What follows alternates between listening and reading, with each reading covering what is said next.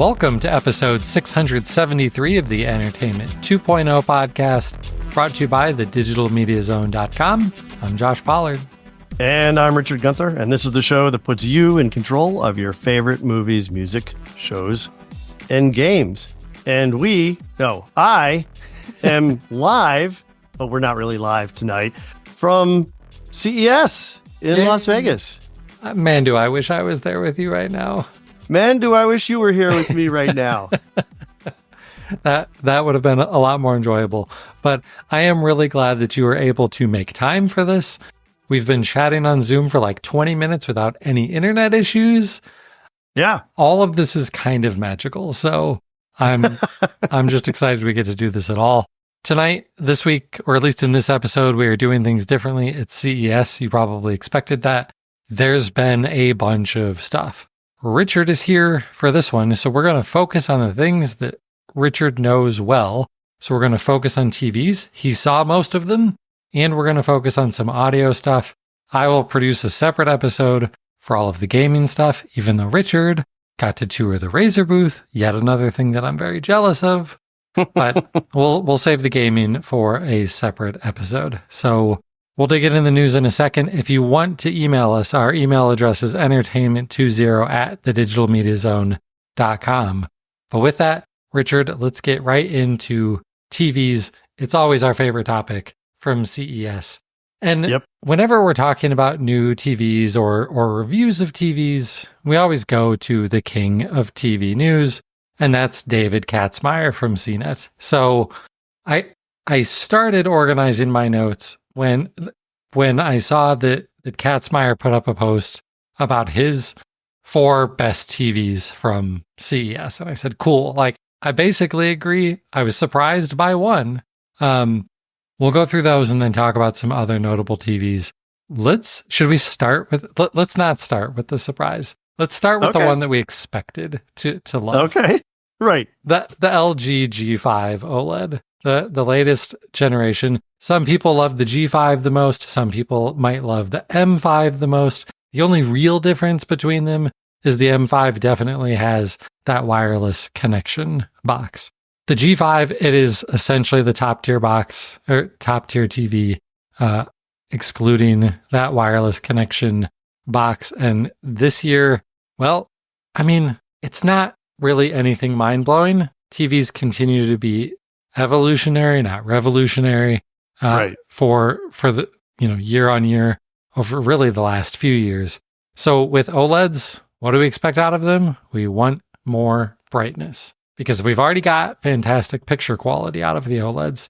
The G5 still looks gorgeous, and it's brighter than last year. They say that it's 40% brighter than last year's, and last year's G4, I guess it would have been, was the brightest OLED TV available. So it's even brighter than last year's brightest TV. It also has better ambient light rejection. This is something that isn't talked about a ton, but both LG and Samsung, who we'll probably talk about next, emphasize this on their OLEDs. It's different screen technologies for essentially blocking out reflections on the screen, which really matters when you're watching dark things. And so this is supposed to be better at that. Also, brand new. We don't actually have availability or pricing on this yet. I would expect it to cost roughly what these things cost last year, maybe a little bit more. We'll see what tariffs do for all of these prices. But right. Richard, did you get to see the LG G5? I did not get to see this specific TV, unfortunately.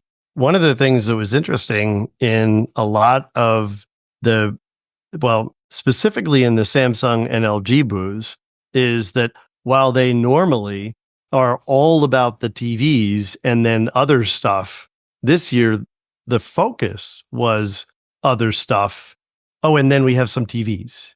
It's almost as if TVs were just kind of sequestered to a small area and not the story that they wanted to tell this year. And I think that is the case. These companies are trying to demonstrate that they are more than just TV manufacturers. LG, of course, makes appliances. So does Samsung. So does TCL. Apparently, so does Hisense. So all of these companies are showing that they are kind of whole home electronics providers. Among those things are TVs. That's a long way of saying, no, I didn't get to see this. But I will tell you that the TVs that I saw in LG's booth were, as expected, absolutely beautiful. So maybe you did see the G5 and you just don't know it. Entirely possible. All right. Well, unsurprisingly, the G5 looks to be the new king, replacing last year's model. Yes. Yeah, now, before we leave this, can we talk about their gimmick? Because that's what they really wanted people to see. That's what was all over the place. Their gimmick this year is a transparent television. And you've probably already seen press releases or pictures of this. They have it configured in something of a metal frame, shelving cabinet space where it appears to just float the image in a quadrant of the space of this piece of furniture that's really just like a big metal frame, a box frame. It's cool looking. It's completely impractical.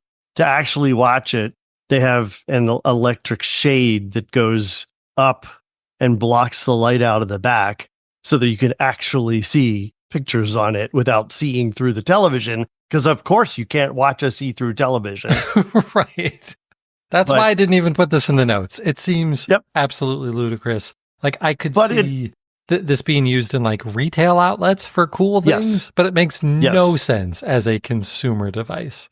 Yeah, this has good commercial potential.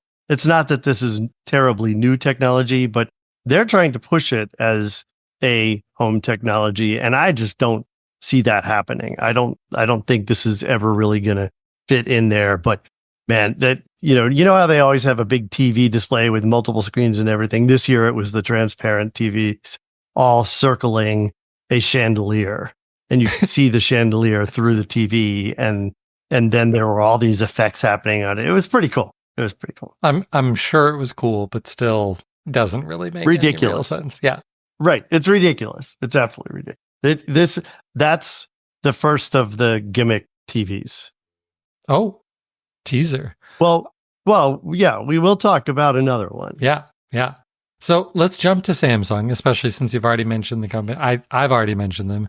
Samsung closely following LG again with an OLED. So this year's model is the S95F. It's another great OLED. And again, they're focusing on a brighter picture. They're focusing on a matte screen technology to help with that ambient light rejection. And last year, the ambient light rejection on the Samsung TV was better than LG's. So once people like David Katzmeier get these in the lab, then we'll find out whose new technology is doing a better job there. The other minor bump here, it does offer a 165 hertz refresh rate. I think the LG had the same thing. I don't know why I didn't put it in my notes. But again, looks really good. And that's the Samsung one. Did you get a chance to see this one, Richard? This is another one I didn't get to see. So remember I said there were a few TVs in these booths. There were even fewer in Samsung's, except for the frame. Samsung wanted everybody to know that this year they improved the frame. I'm sure it has the AIs in it too. Yeah. But it's more beautiful than it was before. And I have to admit, it's a good looking TV. I think it's OLED now instead of just being LED. It is Neo QLED, which is their like top QLED. of the line LED technology, but it's not OLED. Okay. All right. It's a really good picture. Really good. It needs to have really good viewing angles. That's the trick with this, because it needs to look even as you move across it, walking around, and they do a very good job with that. So I think that's of note. These are popular already. So this will again be a popular upgrade to that line. As you know, I have an older version of this in my office that I absolutely love. You're welcome. Which is a good thing since y'all talked me into it. Exactly. Well, let's hit the other major manufacturer that you mentioned. It's the other big player in the TV space, TCL. Their new TV, it's the QM6K. Maybe, I don't know, this might be the most notable thing about this TV. You can pre-order it now. Like, it's going to be out very soon.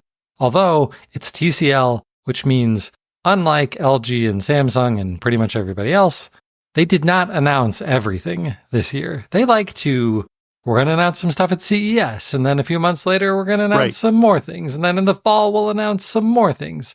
Right, and exactly. It's really confusing. And they're saying as much. They even said when I spoke with them, this technology that we have in these TVs will, this is what we're announcing now. We'll have more announcements later this year. Right.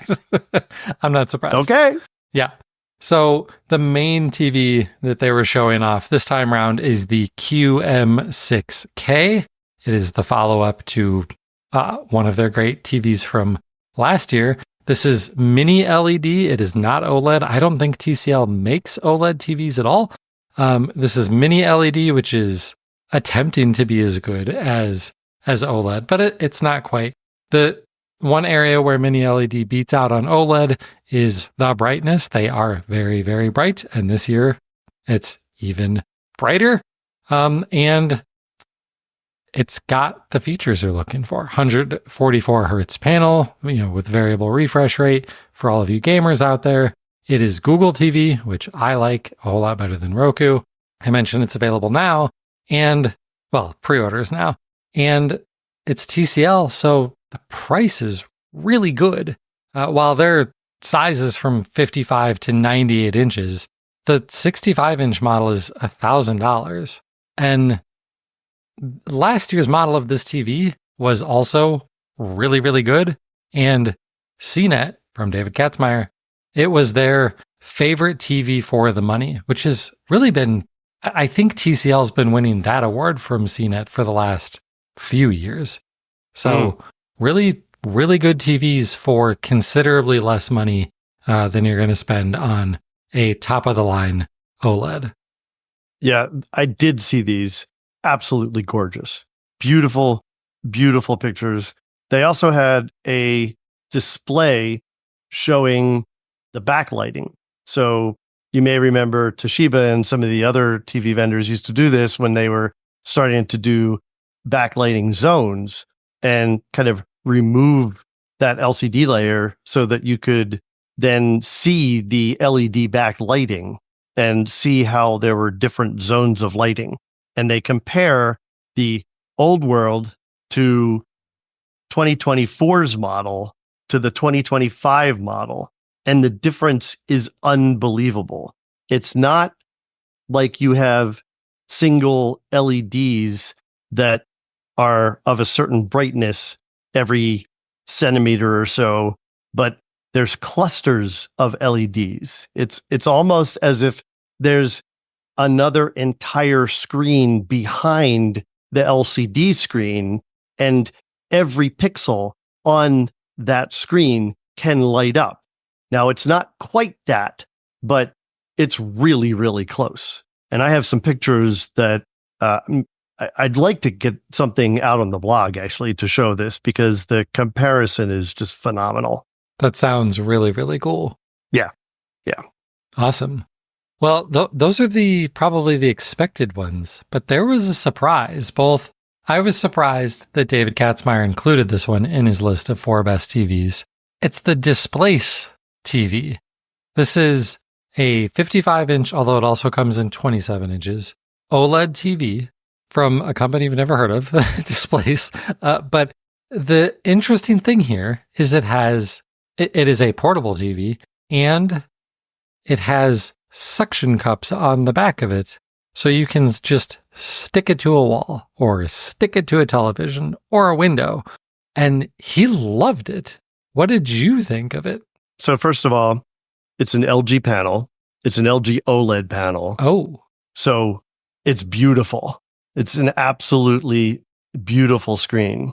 This idea of sticking it somewhere is a little bit weird, but bear with me here. So it has legs. It has like the little legs that I'm trying to remember if it's Samsung or LG or who has kind of like a little upside down V pair of legs kind of near each end at the bottom. It has legs very similar to that. So it can just stand on its own on a TV stand. But then it also has hand grips on both the left and right side of this thing. I think it weighs like under 30 pounds or something total. And you can put your fingers in these hand grips, lift it, and then take it, say, outside or put it on a wall somewhere in your home. Maybe it normally sits in a position that, yeah, this is where we have the TV, but it's not ideal viewing. So we really want it somewhere else. You can literally pick it up and move it and then press it against the wall. And it uses a suction, like a motor driven suction mechanism to basically suction cup itself to the wall with 4 big motorized suctions that then are constantly monitoring the available, the vacuum that it's created to make sure that there is enough suction, and the pump will, remove a little bit more air if necessary to ensure that it's always stable there. They say it'll stick on smooth-ish surfaces. So drywall, no problem. Glass, absolutely no problem. Even some stone or stucco surfaces it can stick to. So that's that outdoor use case. It's possible that depending on what kind of siding you have, or if you have some sort of wall structure in like on a patio or something, that you may be able to take this out and mount it outside. Now, it's not like outdoor rated as far as I know or anything like that. But you're like, well, wait a minute. How does that work? This is a TV. It needs power, right? Well, it has batteries in it that will last for 8 to 10 hours on its own. A battery-powered 55-inch television that will last for 8 hours, and it only weighs 30 pounds. Yeah. Now, Wow. I could be wrong in that way, but I'm pretty sure that that's what he had said. That's impressive. So all that's pretty cool. It also has a pop-up camera. So it doesn't always stay up, but you can reach above it and press down on the top, and a little pop-up camera will come. So you can use it for conference calls or something like that. You could use it for calling friends on Zoom, whatever. So that's kind of cool too. But what about those legs, right? You have these tripod legs or just dual legs that are weird. They actually collapse so that when you press it against the wall, they kind of move forward and fold, and then you can just press them up inside in the bottom. So they're out of the way, not visible, and it just looks like you have a TV on the wall with no wires going to it. Literally no wires going. It has its own proprietary OS. It has an HDMI input, so you can use a dongle or something, some other third-party streaming box if you wanted to, or a dongle would be the best for this type of device. And you can cast to it, but you cannot do AirPlay to it. That, I think, is a mistake. I think they need to figure out how to make that work. It also comes with a touchscreen phone-size controller that is also proprietary, which means that it may be difficult to use this with a universal remote. If you already have your own preferred remote, you might be out of luck. This might be something that you have to use their remote on. At least that's the impression that I was getting when I was talking with him. I asked him, will it work with third-party stuff? And he's like, no. No. Now, they also have a sound bar that can also stick to the wall.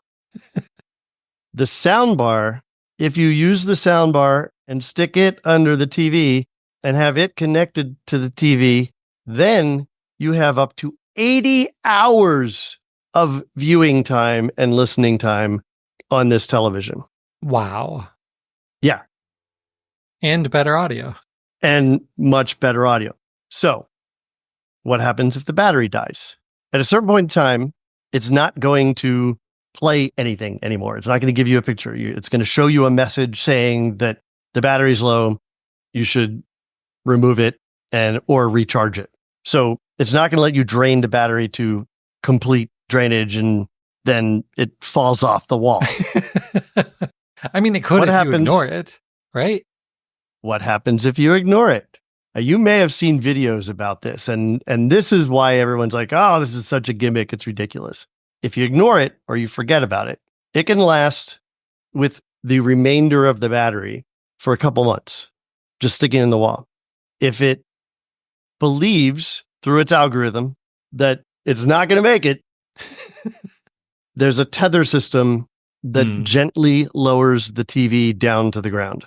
And then that suction mechanism that's against the wall will last another 3 months or so on the wall before the battery completely dies. Right, because it has almost nothing left to hold up, right? Yeah. Now, at that point, that will eventually fall. Right. And on top of the TV, right? Well, the TV's been lowered down, and it's designed to lower in a way that it will very, very, very, very slowly tilt itself to lean and then lie flat. So, don't have it above sharp rocks. But I mean, they've really thought through this, and the technology is just really interesting. What is this going to cost? That's the interesting thing. You get all of that stuff that I just talked about: the remote, the soundbars, the TV. Now this sounds like an infomercial, Richard.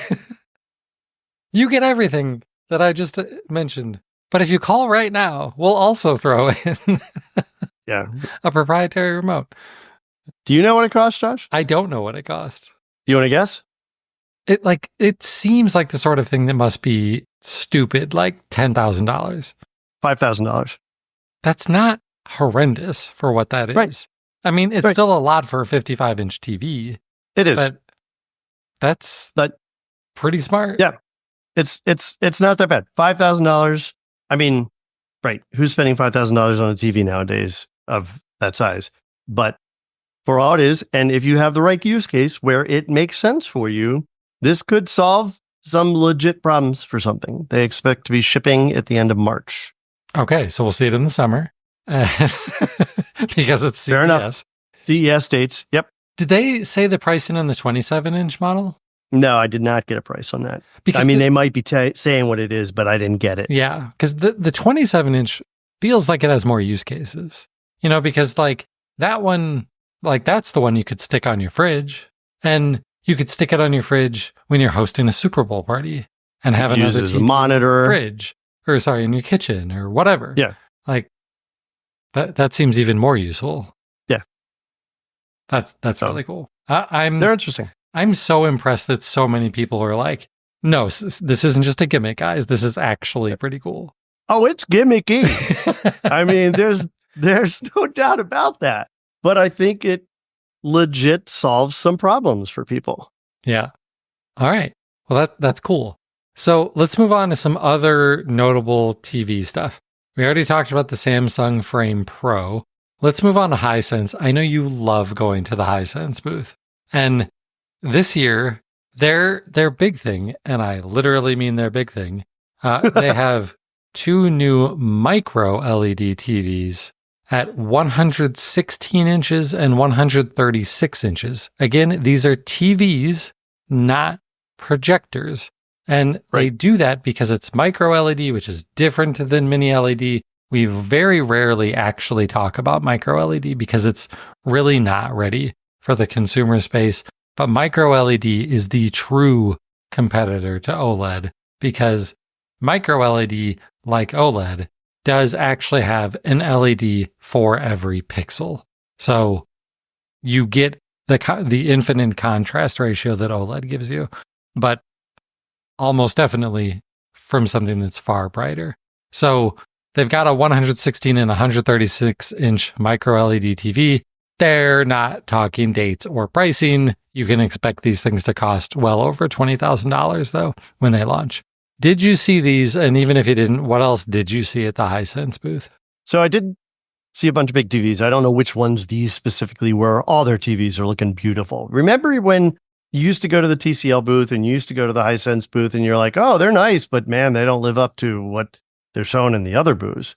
That is so not the case now. Hisense and and TCL are such big players in the US market now, in addition to the world markets that they served previously. They have absolutely gorgeous screens. Now, as you know, my favorite product of theirs is their laser projector system. And they had two things that they were showing. The latest iteration of the laser projection system. And I mean, think about it. I haven't been here for 5 years, so I have not seen this thing live for 5 years. I don't believe that they were at CEDIA when I was there a year and a half ago. So this is the first time I've seen it. 5 years of iteration and improvement. It looks like a freaking TV. This picture is so good now. And remember, this is the projector where you buy the projector and the screen. And the screen has evolved to be this nice framed, really thin, like not even, I think, a centimeter thick, that mounts on the wall right above the short throw projector. Absolutely gorgeous pictures, gorgeous color, really good brightness. Very, very impressive. That was the big update this year, was brightness. And they were also showing off a mini projector concept. So they had a projector that really, this is such a stupid analogy, but wasn't much bigger than, say, a loaf of bread. And it was projecting not as large a picture. What I was looking at was 110. Remember, the laser projectors are available in sizes from, I think, 100 or 110 to 150. This was a smaller image, maybe more like 80, but it was still nice, not as good as the other one, but for a small form factor, short throw laser projector, it was pretty cool. That's just a concept. They don't have anything planned yet. And thank you for saying that. Thank you for letting us know that this is just something that they're kind of experimenting with. Cool. Like, yeah, it's been even longer since I saw it. And when I saw it, I was not impressed by that short throw projector. So I remember. Yet another reason why I wish I could have been there this year to see if it actually is as impressive as you seem to say it is. Yeah. All right. Well, another not a TV story, but a new technology story. And that is the HDMI organization has a new version of HDMI out. We've been using HDMI 2.1 for a while, and now there's HDMI version 2.2 being finalized soon. Its biggest thing is that it now supports 96 gigabits per second of transmission rate, which is double what HDMI 2.1 does. And you're like, okay, cool. Why do I need that much more bandwidth out of my HDMI cable? The reality is, maybe you don't. You almost definitely could use it with 8K when we eventually maybe get to 8K TVs in reality. But what it actually means is they can use that extra bandwidth to provide a more reliable and more stable connection.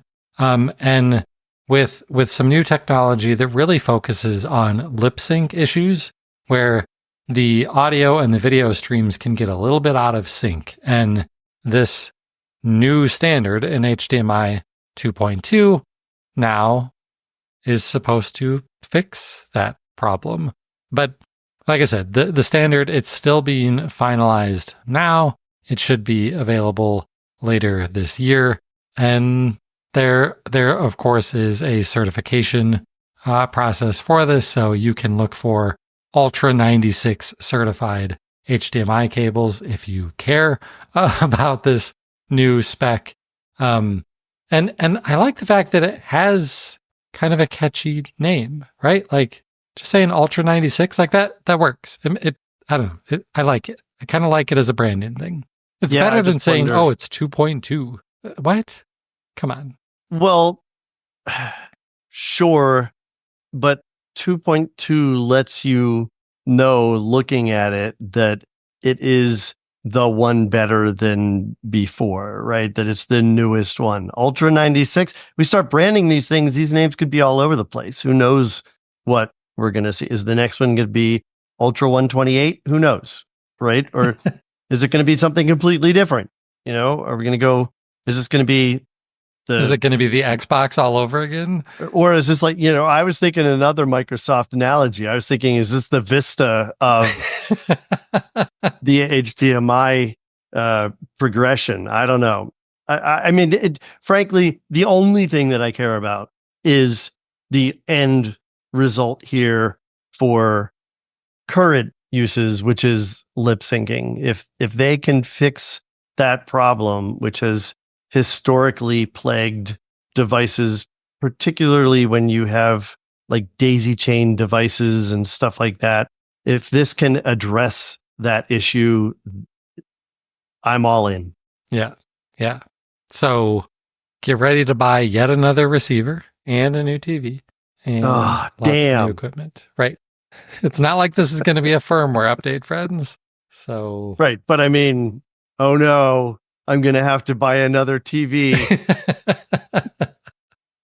Maybe by then it'll be a TV that is suction cupped to your wall. Probably not. No, they're not big enough. All right. I've kind of avoided talking about AI because, of course, AI is in all of these TVs. Everybody is. We don't really know what it means. It's just like, yeah, AI is going to make it better. Okay, sure. But one that I thought was a little bit interesting is that Google is bringing Gemini to Google TV. And that could actually be kind of useful and cool. So I'm really just going to quote this article from Thurrott.com, which also has a quote from Google within it. But because you might be wondering, like, why do I need Gemini on a TV? And I think this short paragraph sums it up pretty well. They say, according to Google, adding Gemini models to Google TV will allow customers to search media and ask questions about travel, health, space, history, and more, with videos in the results for added context. It will be available to create custom artwork, control smart home devices while the TV's in ambient mode, and provide daily news overviews. That sounds actually useful. Like, I mean, we've had a few years where we could just say, hey G, play Star Trek, or I don't know, something, whatever. And it knows how to find that movie or TV show that you were looking for. But this essentially turns your TV into a AI-assisted smart display that's enormous and can give you context-aware YouTube videos and stuff like that. And some of that custom artwork could be really cool too. I'm kind of excited about this. Yeah, I think it has some good potential. I would also like to see them incorporate Gemini into search. Like, I'd like to be able to ask Google TV to, show me some movies like this one that I haven't seen yet. I'd like it to incorporate what it knows about my viewing history, because it's Google, it knows everything. For sure. And what kind of interests me, and try and pull all of that together into better recommendations when I'm looking for something, not just plain old search results. And with this sort of technology in there, that should be possible, but they're not really talking about whether it's going to be used for anything like that. Yeah, but you have to imagine that's coming. And Gemini is their new conversational based AI. Right. So that gives terrible search results on the Google homepage now. It's just making me crazy. But yes. I do kind of like playing with Gemini Live on my phone, though. It does a pretty decent job. Is it good? Yeah. Okay. Yeah. It's kind of fun. All right. So that's all of the TV related stuff. Let's jump to audio. Not quite as many stories here. And so we're going to start with one that's really audio, but for TVs. So Samsung has a history of not really wanting to necessarily play nice with Dolby. Samsung basically invented their own HDR video format a while ago. Well, over the last couple of years, they've been working with Google to now come up with their own replacement for Dolby Atmos. And it's a new standard that they're putting out now called Eclipsa, the Eclipsa audio format. And it's meant to be just that, an open alternative to Dolby Atmos, so that nobody has to pay Dolby to be able to use this spatial audio format. It's because it's built by Samsung with Google. It will be shipping on Samsung TVs and soundbars that are coming out this year. Now, not all of them. It's limited, but Samsung releases like 1 billion new TVs and soundbars every year, so it'll probably be on a bunch of them. And because it's open, it opens the door to increased adoption by other players. And because it's Google, one of those players that's already lined up to support this thing is YouTube. So YouTube creators will be able to use this technology to make their own spatial audio videos without having to pay Dolby the licensing fees for that. So, the big challenge here will be, will other device manufacturers and content producers start to adopt it? They might, because it's open and free, but they might not, because Dolby is about as established as it gets. So that'll be the big question. And if we get to CES 2026 and we see anybody other than Samsung announcing TVs and speakers and soundbars and things like that support Eclipsa, then, well, we'll all be in a better place, I guess. And in theory, be getting lower cost items because of it. But we won't really know, probably realistically, until this time next year before we'll really know if this format really stands a chance. Because if it's only on Samsung stuff, it's not going to get wide adoption from the content producers. Yeah. Did you get any extra marketing and stuff from Samsung about this while you were there? I didn't even know about this.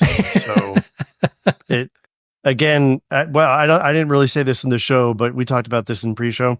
If it didn't have to do with smart things, then for the most part, Samsung wasn't talking about it. Wow. That's so weird. They really keep going back and forth on smart things. Right.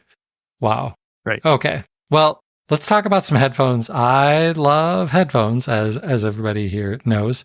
And JBL's got some really cool new ones. These are the JBL Tour 1 M3. And so these are large over-the-ear active noise cancellation wireless headphones.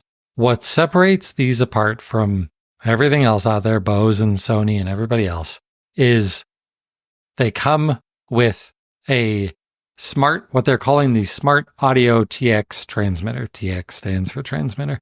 And it's basically a little box that can be plugged into either an analog audio source, like just something with a headphone jack, basically, like the in-flight entertainment system on an airplane, or the system on the treadmill at your gym, whatever.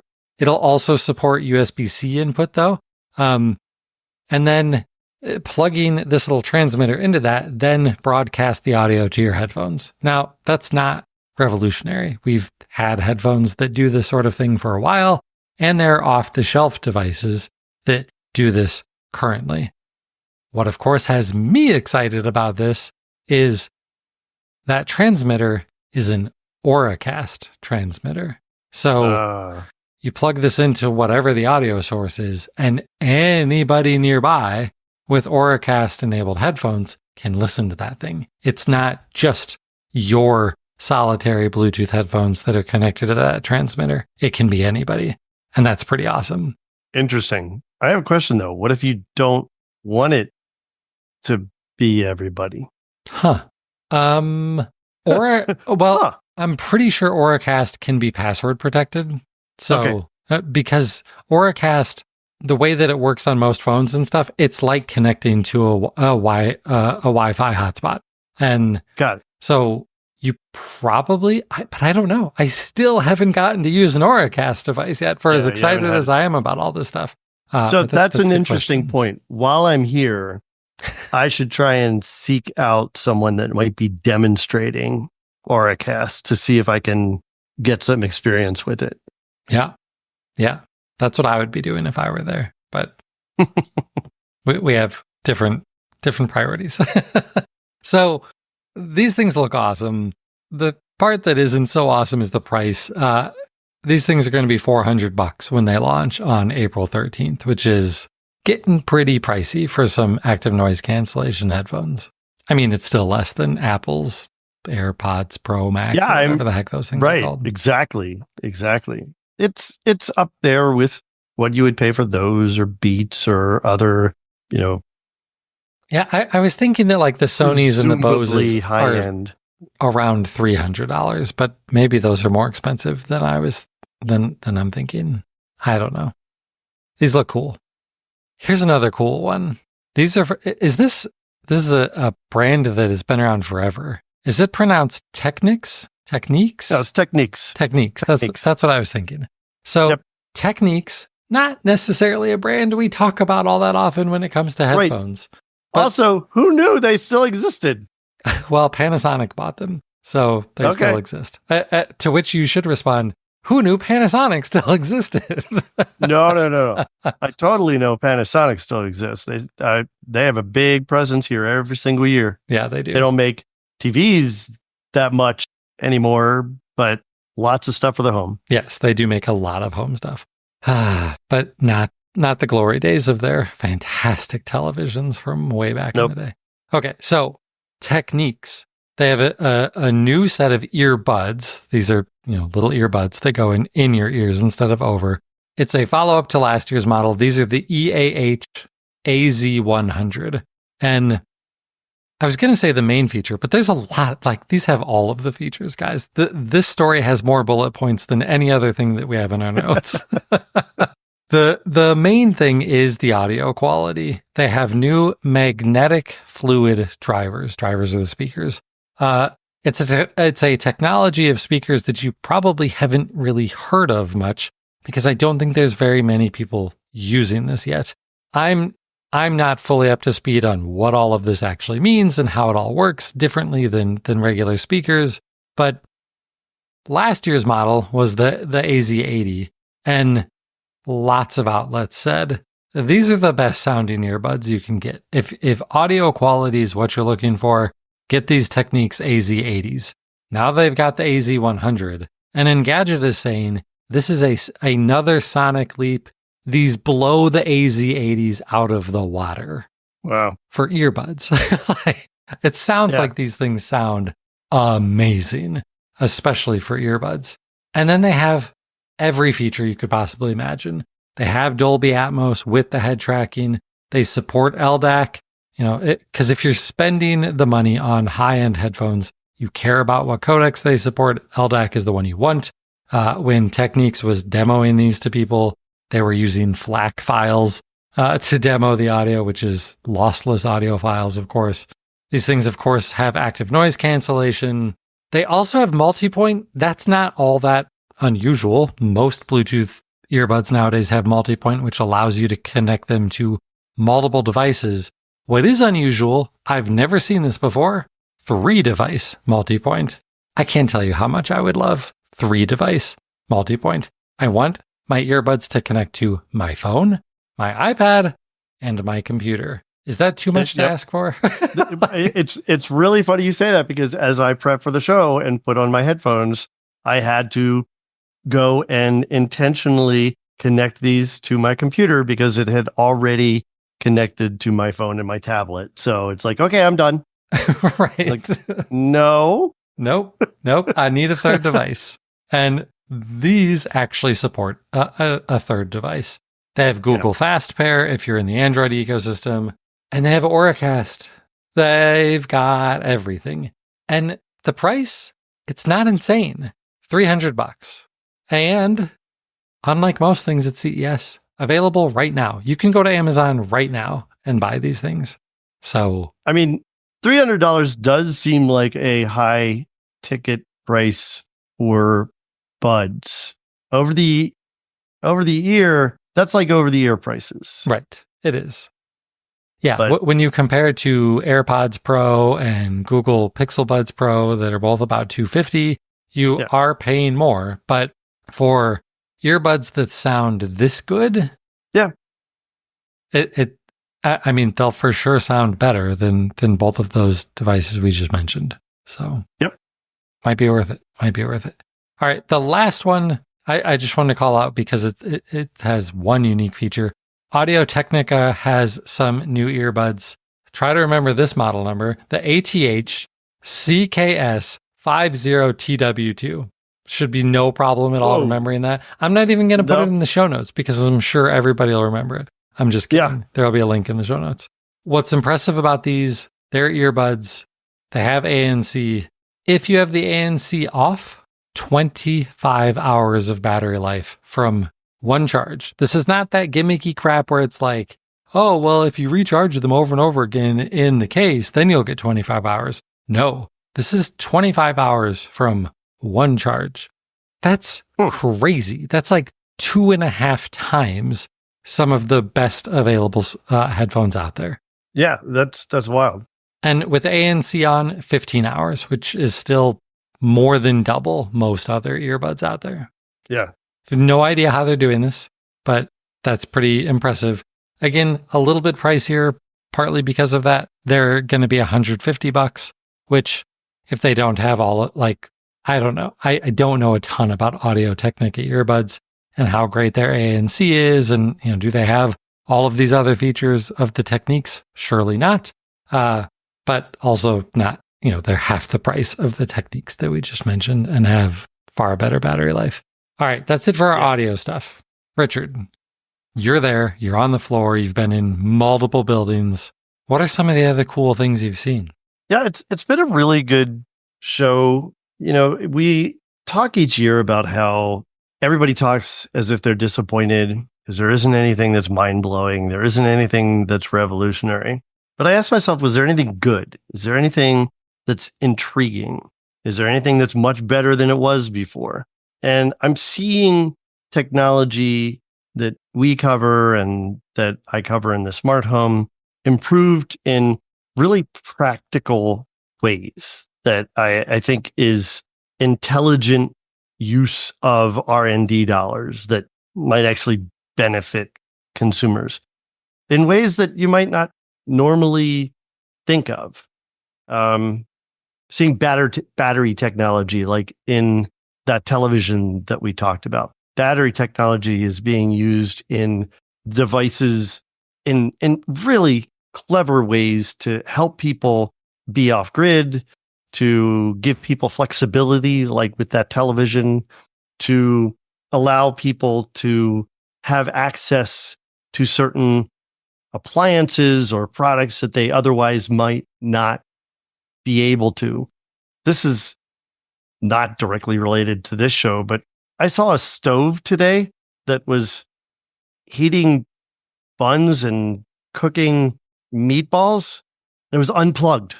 It was an induction stove with a 5 kilowatt hour battery in it. So that it can operate if you lose power. But that's not why that's cool. Why that's cool is that if it's designed to operate on battery, and induction stoves normally require a 220 connection, this doesn't. It just plugs into your wall in a regular 120 outlet or 110 outlet because it just has to charge the battery. Right. It's ways of using technologies that we had to enhance products in a way that make them much, much more useful and approachable for consumers that has really impressed me about what's happening at CES this year. So, as far as screens, I saw some interesting outdoor TVs. We're seeing a lot of technology geared toward outdoor life, toward camping, toward using your yard as another living space. There was one television that it's IP65 rated. They demoed it with literally just having water pouring down on top of it the entire time while they're showing it, and it's playing a movie or something. Because I'm going to sit out in the pouring rain and watch a movie on my deck. Well, that's not the point. Is that it's not going to be damaged outside. Right. And 110 inches. Oh, I think it is the largest outdoor television that you can buy for a home. It's got to be. Like, there aren't that many televisions that are over 100 inches. It's really, really impressive. So anyway, stuff like that. I think it's been a really good show. I'm very, very glad that I came, and I'm happy to be back. Like we said, this is the first time I've been back since 2020. And I hope next year we can both be here together. Yeah, here's hoping. Awesome. Well, like I said, we'll be doing a separate, I don't know about we, because probably not Richard, but there will be a separate episode for all of the gaming news coming out very soon. Richard, do you want to quickly hit on what's going on in entertainment centers, or do you want to discuss next time? No, we can absolutely throw this in real quick. So, I'm traveling, so that means I'm using mobile devices for consumption, mostly, not entirely. Before I left, I finished Lord of the Rings, Rings of Power, the second season of that. Really enjoyed that. Edward and I have been watching that and are happy to see that there's going to be a season 3 coming. Not quite sure how I'm going to watch season 3 because I canceled my Amazon Prime subscription. And it ends. Oh, look at that. Today's the 9th. Today. I mean, you can subscribe to just Amazon Prime Video. So you could do that instead of paying for a full Amazon Prime subscription if you just wanted to watch season 3 of this when it came out. Yeah, and I should check because we have Amazon Prime Business for the rental. And there's a possibility. I don't know if Prime Video comes with Prime Business or not. I'll need to look into that or whatever. But anyway, continuing to reduce my Amazon footprint. While I was traveling, I finished Lower Decks, and that's the end of Lower Decks. That's the end of the 5th season. That's the end of the series of Lower Decks. The last few episodes of this season were just so much fun, so much fan service. They got a lot of familiar voices to come back and reprise their characters for either cameo roles or participating in the episode. So I really, really enjoyed this season. This has been such a fun Star Trek show, and I'm kind of bummed to see it end, but that was great. We watched a movie called The Holiday. This is almost 20 years old.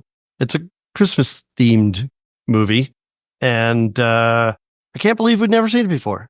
It was really nice. It was cute. Cameron Diaz and Kate Winslet and Jude Law and I can't remember the other guys, Jack Black, but enjoyable, fun rom-com. Then we went back to watch a couple old episodes of Bewitched because we were watching them before, and they were on Roku TV. Notice I used past tense when I said that because as of January 1, they are not anymore. Nope. So now they're not anywhere. I don't know when they'll show up anywhere, if they'll show up anywhere. I mean, at some point in time, they will show up again somewhere. But thank you, licensing. They're currently unavailable, and I have no idea where I'd be able to find those. I finished the book, The House in the Cerulean Sea, that I had read on your recommendation. Loved it. Absolutely loved it. It's so good. I want to read more by this author now. It's just I'm I was really impressed. And I don't normally read fiction, let alone this kind of fiction, which is kind of like family friendly, fun, almost fantasy stories. Right. Yeah, like when I was reading it, I was picturing animation in the style of Cloudy with a Chance of Meatballs. I don't know why. It feels like it could be that kind of movie. Well, and these would make for an interesting, well, this book would make for an interesting movie. And this author's done other books that sound like they are, I don't know if you've read other stuff from this author. No. Sound like they'd be somewhat similar or in similar worlds. So I think this could translate to movies pretty well if this is becoming more popular. There was supposed to be a sequel to this. It might already be out. Yeah, I think it might be. I'm gonna have to check. But now I have to go back and we're reading Revenge of the Tipping Point for work now. So with my client team book club. So I will be reading that next. Okay, back to the workbooks. Yeah, exactly. That's it for me. How about you, Josh? Not a ton on the gaming side, a little bit of Diablo, a little bit of Call of Duty. On movies, and I'm back to doing a lot more running on my treadmill. So I'm looking for things to watch while I'm running on longer distances. And I thought, all right, I've got Max now. Let's take a look at what Max has got that I haven't seen and that I've been wanting to watch. So I started Everything Everywhere All at Once, I think is what it's called. That is a movie that I'd been interested in for a while. I think I even attempted to watch it on your Plex server, but you've mentioned before 4K movies in your Plex server don't really get along. So that didn't work out. So I've mentioned before, my treadmill situation is weird. I'm plugging my iPad into a USB-C dock that has an HDMI port that goes into a computer monitor. And I've had issues with Amazon Prime Video where it doesn't actually fill the whole screen.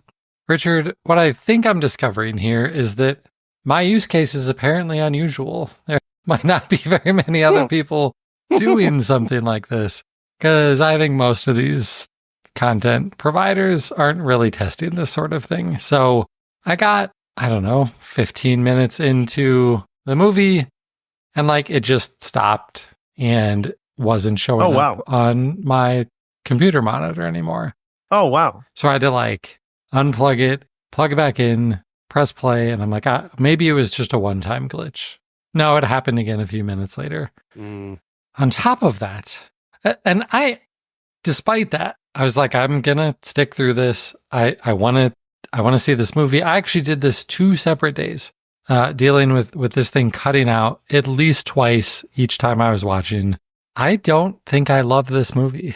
I just don't get why it got all of the great reviews that it got. It's just it's weird. And how far in are you? At least 45 minutes in. Keep going. The start of this movie is very, very weird. It becomes very wonderful. I'm okay. Because I'm to the point where she's now figured out how to do the thing that she can do. Right. But okay. But it's good. I don't think I'm going to watch it anymore on the treadmill because it's a very frustrating experience. It ultimately is a wonderful family and friendship story. So I would push forward on it. Okay. I'm actually grabbing my iPad because this morning I didn't want to deal with that anymore. So I grabbed that and I was like, let's try Netflix. Oh, now I remember. Netflix has the Dune movies. Who knew? Really? I thought they would only be on Max. Nope, they're on Netflix. So I started watching the second Dune movie this morning. And good. As expected, I'm really liking it. So I guess I'll probably give Everything Everywhere All at Once another try later, but not until I finish Dune and not while running anymore. On TV, we're all caught up on Silo. It's so good. Lions football, so good. That last game is great. I finished watching Severance season 1. I'm really glad I rewatched it because I'm just not good at remembering shows. And there were a lot of really important things that I did not remember. So now I am ready for season 2, which starts any day now.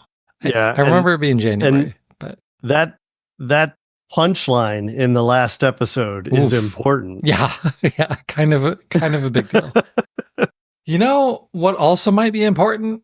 I don't know, anything that happened in Lord of the Rings, Rings of Power season 1, because we also sat down to start season 2 this weekend, and Jen and I were both like, I don't really remember season 1 super well. I bet they'll have a really good recap at the beginning of season 2. There is no recap at the beginning of season 2. They're just like, you better remember, because we're not going to hold your hand. They drop you right into it. Did you get further than that first episode? No, and we unfortunately didn't even end up having time to finish the first episode. So I think we're going to stop. Obviously, I mean, we already did stop. Find a good recap of season 1, watch that real quick, and then at least finish episode 1. We're not giving up on it, but we're kind of struggling to remember some kind of important things. We were like, wait. Oh, yeah, that's Sauron, maybe? Yep. I don't know. Yep. We were in exactly the same boat. Lost in the first episode. The first 3 episodes, because stuff's moving along and you feel a little bit lost, are a bit of a slog. Mm. And I would say stick with it, because mid-season, it gets really, really good. Okay. And man, does it look great. A refresher is definitely useful. They do get better at giving previously on cuts that do go back to season 1 to help you remember. Then they even have a couple, not in my opinion enough, but a couple flashbacks to help with that too. Okay. And they even have, we started, because there's a specials section or whatever, and they have trailers. And I'm like, well, let's just watch the trailer for season 2. That'll for sure give us some inkling of what happened. Nope. Mm-mm. It's just a trailer for season 2. Yeah. Come on, Amazon, help us out here. It's ridiculous. Yeah. I'm sure there's somebody on YouTube that's done a season 1 recap. I'm sure. So we'll be doing that before we go back to that show. And then I think I mentioned on the last podcast that I had started reading the book, The Manager's Path. I'm not quite done. It is very good. If you're in software development at all, even if you're not sure if you want to become a manager, if you're a software engineer at all, read this book, because it does give you a much better explanation of what all of the different levels can be, what they actually are, and might help guide you in that career path if that's what you're doing. So check that book out. But that's it for what's going on in my entertainment center. That's it for this first episode of the things that we're seeing out of CES. We'll have more coming up soon. If you want to get a hold of us, we're on various socials. I'm at Josh Pollard on Twitter and Blue Sky, far more on Blue Sky than anywhere else. Website is at DigiMediaZone on Twitter. Richard is at Richard Gunther on Mastodon. And is it richardgunther.com on Blue Sky? It is indeed. Okay, I need you to be dual posting, Richard, because I want to talk to you on Blue Sky, not on Mastodon. Yeah, I know. I mean, I just started on Blue Sky. My follow count is so low. So I'm still primarily posting thought kind of stuff on Mastodon and using Blue Sky primarily for, as I was saying before, maker interactions and that sort of stuff. But right. I mean, the dual posting is going to be hard. I'm going to have to figure this out at some point. I've met a lot of really cool people on Mastodon that are staying on Mastodon, and okay. Well, Richard, you mentioned a little bit that you're seeing a lot of smart home devices at CES. Yeah. So probably a Home On episode coming soon. Believe it or not. In fact, I had the pleasure of not only recording the Smart Home Show with Adam in person here on the floor, and CES hooked us up with a really nice private recording booth this time.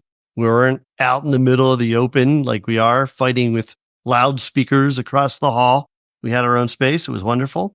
And then when we finished that, Jimmy Hawkins and I recorded a new episode of Home On.